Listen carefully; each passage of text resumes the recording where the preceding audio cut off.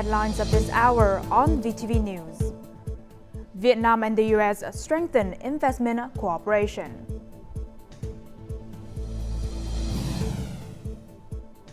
And Prime Minister asked Dong Nai Province to optimize development advantages. In our world news, tension rises in Lebanon.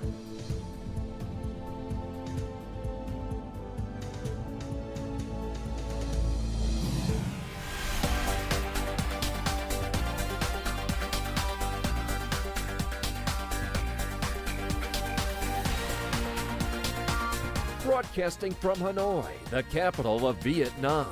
VTV News starts right now. Good morning. It is 8 a.m. local time in Hanoi, and you're watching VTV News. I'm Huyen Chen with the top stories.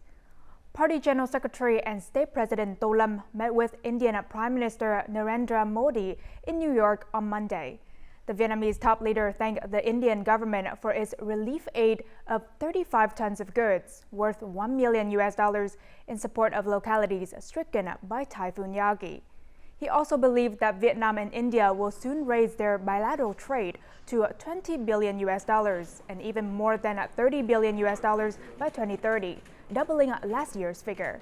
Now, for his part, Indian Prime Minister Modi noted that India always wishes to strengthen the bilateral comprehensive strategic partnership, adding the country will continue with its Act East policy, enhancing its relations with ASEAN and Vietnam effectively, especially in the areas of shared concern or their strengths, like digital connectivity, digital economy, sustainable infrastructure, renewable energy, and maritime security. On this occasion, Party General Secretary and State President To Lam reiterated the invitation to Indian President Drupadi Murmu to visit Vietnam in the time ahead.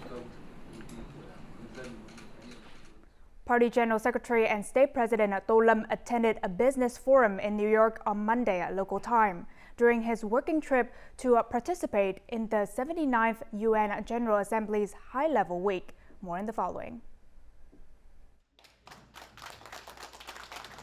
The event was organized by the U.S. ASEAN Business Council, the U.S. Chamber of Commerce, and the Business Council for International Understanding, in collaboration with Vietnam's Ministry of Planning and Investment and the Vietnamese Embassy in the U.S. During the forum, U.S. businesses spoke highly of Vietnam's economic priorities, particularly its commitment to removing institutional barriers to facilitate business operations. They expressed their interest in investing in Vietnam, highlighting cooperation in various fields where the country shows potential. The U.S. businesses also pledged to support Vietnam's sustainable development efforts and requested favorable policies to foster long-term investment and collaboration. Addressing the forum, the Vietnamese top leader expressed that he felt the energy and enthusiasm of the U.S. business community. I urged the two countries' ministries, departments, and agencies to further realize the major orientations of the comprehensive strategic partnership. We should promptly support and address challenges for investors. Efforts to improve the investment and business environment toward openness and transparency should also be focused on. I hope the U.S. government encourages businesses to increase their investment in Vietnam while supporting Vietnamese investors in expanding effective business activities, especially in science and technology, innovation and research. I hope businesses expand investments into sectors such as science and technology, innovation, research and development, green economy, digital economy, circular economy, and knowledge economy. The development of industries like chips, semiconductors, artificial intelligence should also be the pillars of future cooperation. He hoped U.S. businesses would continue striving to become the largest investors in Vietnam, matching the comprehensive strategic partnership between the two nations. On the occasion, the Vietnamese top leader also witnessed the exchange of many cooperation agreements between Vietnamese and U.S. firms. Now, also on the same day, Party General Secretary and State President To Lam held meetings with leaders of major U.S. corporations and investors. More in the following. Receiving Apple Vice President Nick Mann, the Vietnamese top leader hoped Apple will engage in developing science and technology, innovation in general in Vietnam.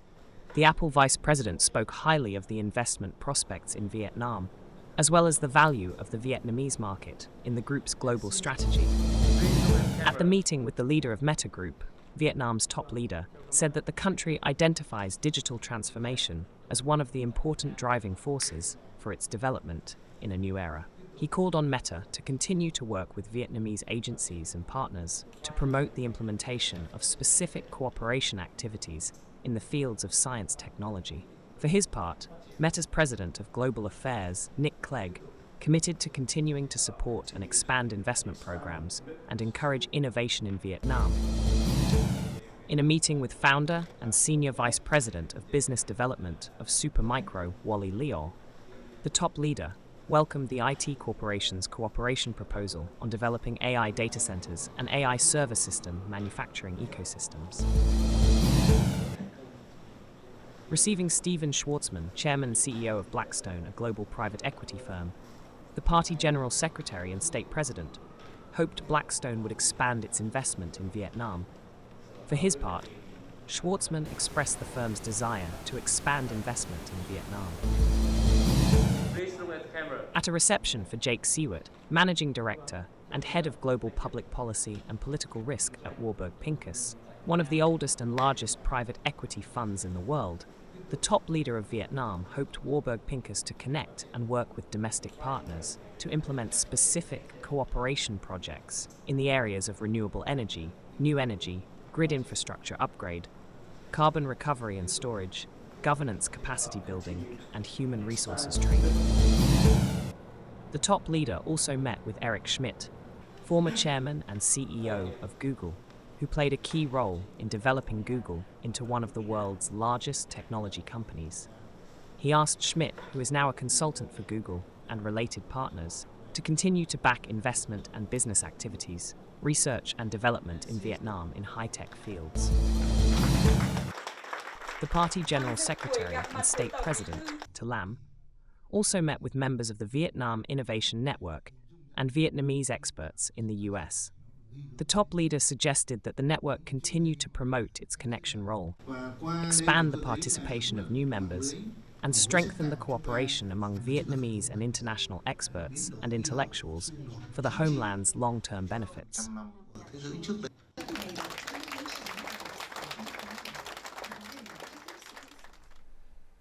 Prime Minister Phạm Minh Chính on Tuesday attended a conference announcing the provincial master plan for 2021 to 2030 with a vision towards 2050 and promoting trade in Dong Nai province. At the conference, he asked the southern province to maximize resources to promote its traditional growth engines and also create breakthroughs for new driving forces. The government leader also highlighted the province's breakthroughs in transport infrastructure, climate change response, healthcare, education, and social affairs, in high-tech industries, in service of regional and global production supply chains, and in information technology application and innovation across spheres. The implementation of the master plan must match national, regional, and sectoral planning schemes, he said, urging the locality to push ahead with site clearance for projects, especially those on infrastructure, and keep changing its development mindset and vision.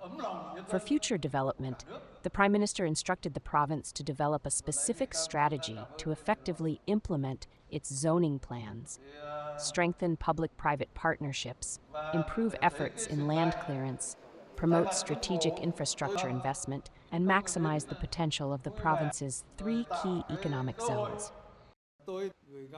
I have a few words of encouragement for the province. Dong Nai always keep its promises. Once the journey begins, the destination is reached, and once it commits to action, success is guaranteed. With determination and unity, Dong Nai will overcome challenges, bringing warmth to the people's hearts. Dong Nai dares to challenge the entire region, continuously striving to lead and to be a pioneer in developing. On this occasion, local leaders handed over investment decisions and licenses, memoranda of understanding, and in-principle agreements to 14 projects worth about $6 billion USD. covering industrial park infrastructure, logistics, semiconductors, electronics, commercial services, urban areas, tourism, and social housing. Prime Minister Phạm Minh Chính examined the Long Thành International Airport project in the southern province of Đồng Nai on September 24th, requesting the launch of a 450-day emulation campaign to basically complete this key facility by the end of 2025. The Long Thành Airport project has total investment of more than $16 billion and is implemented in 3 phases. The first phase, with an investment of over $5.4 billion, features 1 runway and 1 passenger terminal and is capable of serving 25 million passengers and 1.2 million tons of cargo per year. It is expected to be put into use in 2026. The government leader spoke highly of Đồng Nai's handover of nearly 99% of the ground needed for the project, while thanking local residents for donating their land. He also told authorities to continue caring for local people who were displaced by the project. During its 37th session on Tuesday morning, the National Assembly Standing Committee discussed draft amendments to the law on advertising. Members emphasized the need for strict regulations to combat false advertising and consumer deception. They also called for clear definitions of state agencies' responsibilities in identifying and addressing violations to prevent profiteering. The committee highlighted the importance of improving online advertising management to avoid tax losses, especially in cross-border advertising, while supporting increased advertising space in newspapers and magazines to boost revenue and promote financial autonomy for press agencies. Some deputies urged specific guidelines on ad placements to protect readers' interests. Members also stressed the need for strict regulations on using images of influential individuals in advertisements to prevent misinformation.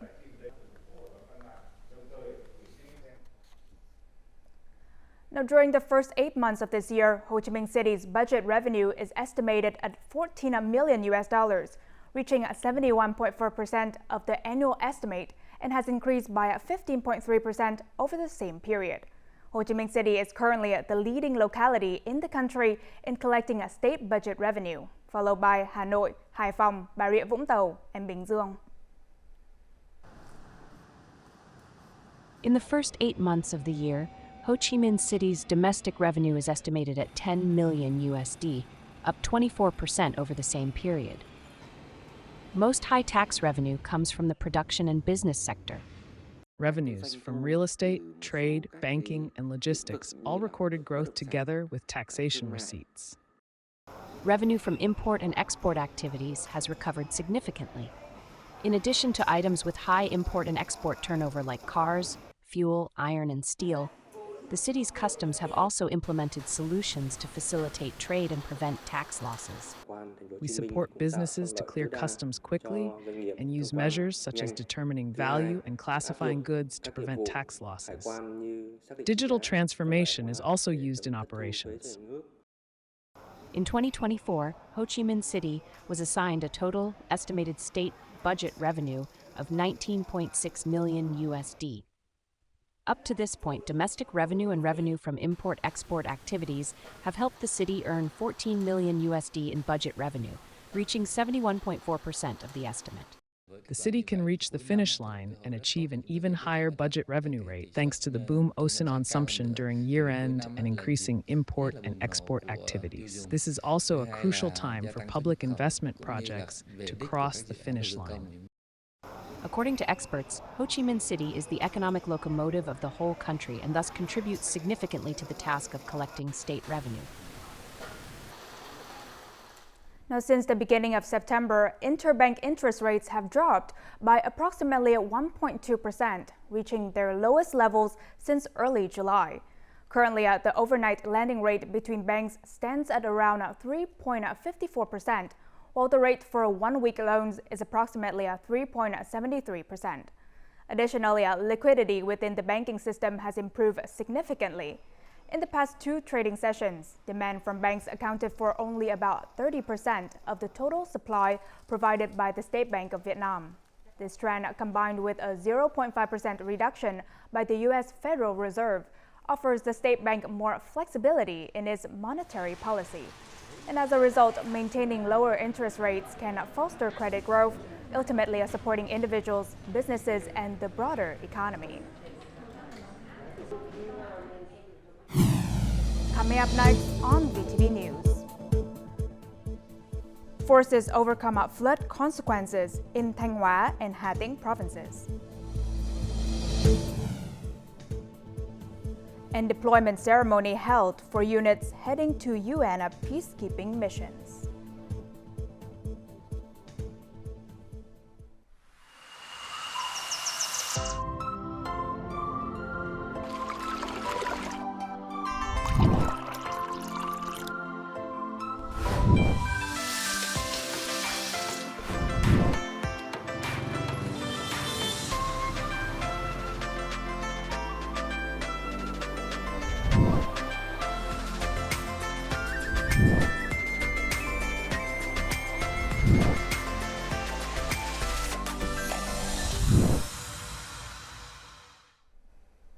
Now moving on to other news, the recent floods in the north-central region have caused damage to many residential areas, schools, and medical stations.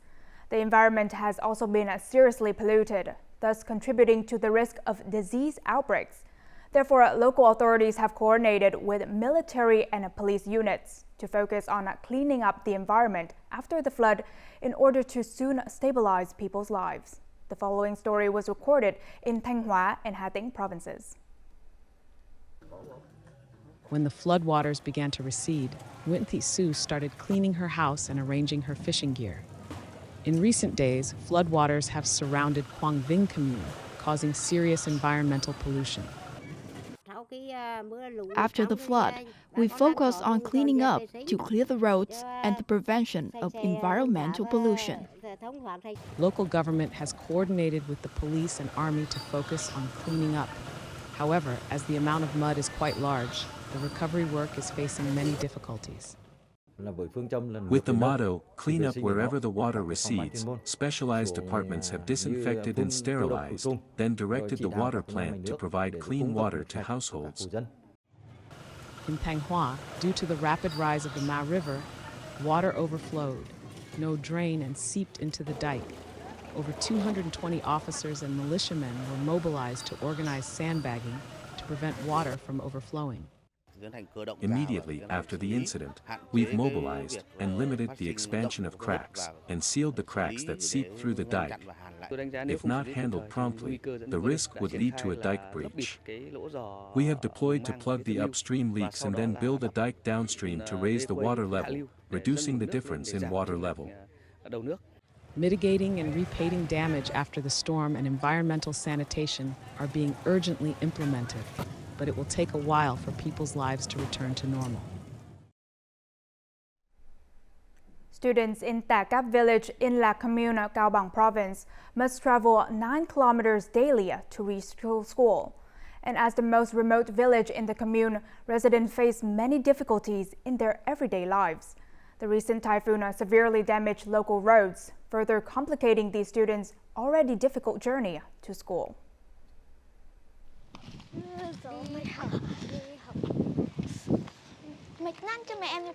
The students usually leave their village at dawn. Their journey to education involves a series of hills and slopes. As they traverse each hill, more friends join them, forming a group that travels together.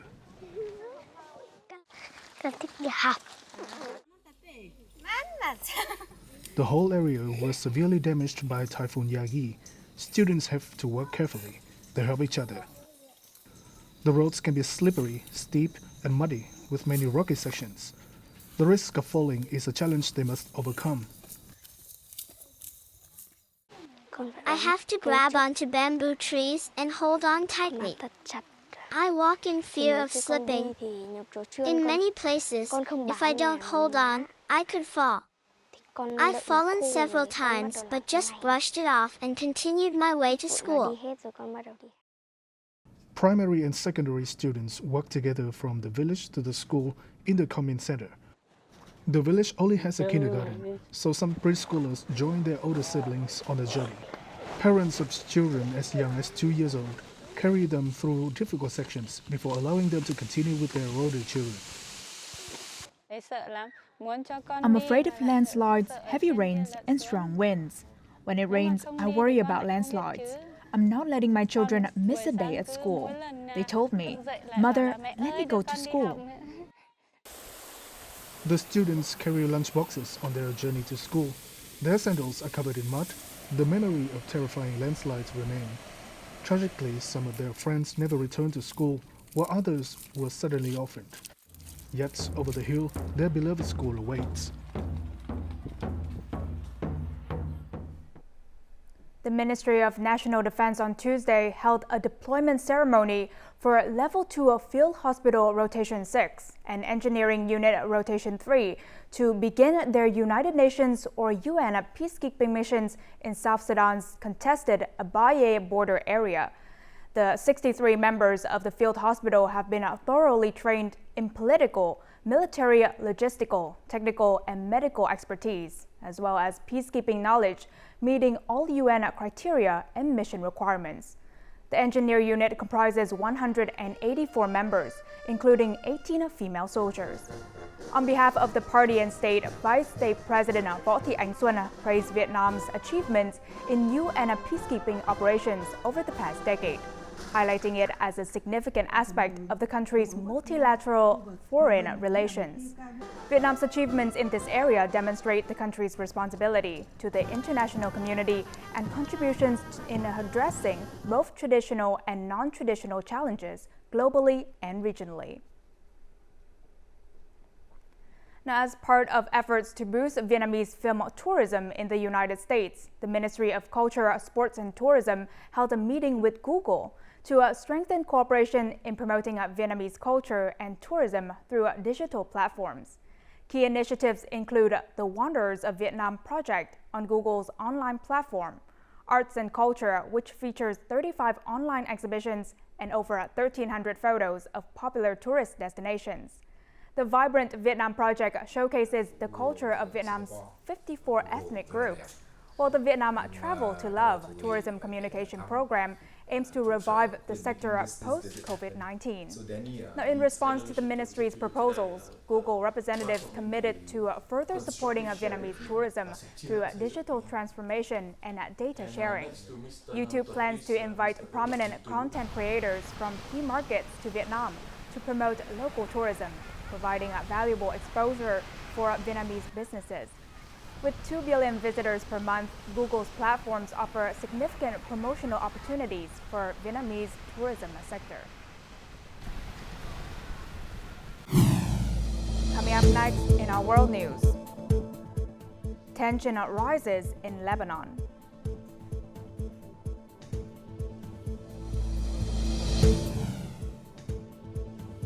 And the U.S. to ban Chinese and Russian connected car technology.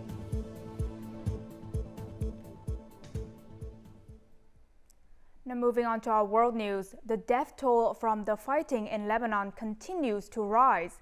Nearly 500 people were killed and more than 1,600 injured on Monday after Israeli airstrikes targeted Hezbollah in Lebanon. Israel calls this operation Northern Narrows. Lebanese authorities said they have set up about 90 shelters in schools and other facilities, enough to accommodate about 10,000 people. However, this figure is still considered to be far lower than the actual need, with an estimated 150,000 Lebanese living in areas bordering Israel. The Israeli military has carried out about 1,600 airstrikes in Lebanon over the past 2 days and will continue their attacks until their goals are achieved. The U.S. Department of Commerce on Monday released a draft regulation that would ban the sale of Chinese and Russian connected car technology, citing national security risks. The draft refers to a software and hardware that connects vehicles to the outside world. However, the U.S. government did not specify which manufacturers or models of vehicles would be affected by the regulation. The draft was released in the context of electronic devices increasingly being integrated into cars, which can connect to personal vehicles, devices, and U.S. infrastructure. That's leading to a possible connection of sensitive data and remote control cars in circulation. In response, the Chinese government has opposed Washington's expansion of the concept of national security and discriminatory actions against Chinese companies and products. The German government held an emergency meeting on Monday to support the country's struggling auto industry. Germany's leading automakers are facing many challenges, from high production costs to a difficult transition to electric cars and falling demand in the key market of China. Specific subsidies have not yet been announced, but German Economy Minister Robert Habeck stressed that the auto industry needs a long-term and sustainable solution, rather than focusing only on short-term stimulus measures. Volkswagen is among the companies hardest hit. The group was considering closing some of its German plants for the first time in its 87-year history. Mercedes-Benz and BMW have both cut their outlooks for this year, partly due to weak sales in China. Lunar samples from the moon's far side brought back by China's Chang'e 6 or Chang'e mission in late June will soon be available for research applications. This marks the first time that humanity has collected material from this unexplored region. More in the following. In a historic milestone, the Chang'e 6 returner delivered 1,935.3 grams of lunar samples from the far side of the moon on June the 25th. We have already completed the initial steps of unsealing, sorting, and processing the samples, along with conducting preliminary analysis. Around the end of the year, we will distribute the samples to domestic scientists for in-depth research. Scientists worldwide are eager to get their hands on the one-of-a-kind samples. While 10 sets of samples have already been collected from the moon's near side, it is the only sample from the far side, making it particularly valuable for advancing lunar studies. So far, international applications for the samples of the Chang'e 5 mission have closed. As for the Chang'e 6 samples, there will be some time before they are accessible for global research. The Chang'e 6 probe was launched in South China's Hainan province on May 3rd and made a landing in North China on June the 25th.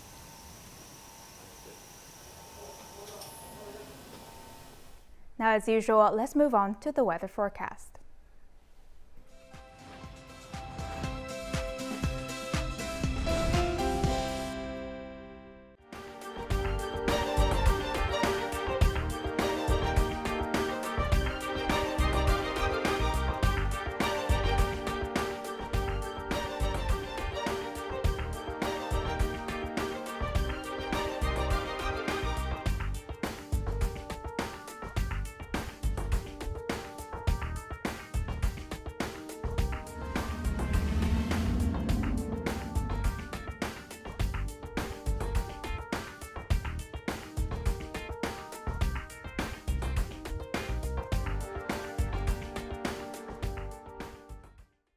And that's all the news we have for this hour. To rewatch our program, you can download our mobile app VTVgo or check out our YouTube channel VTV4Go. Thank you for watching and see you next time.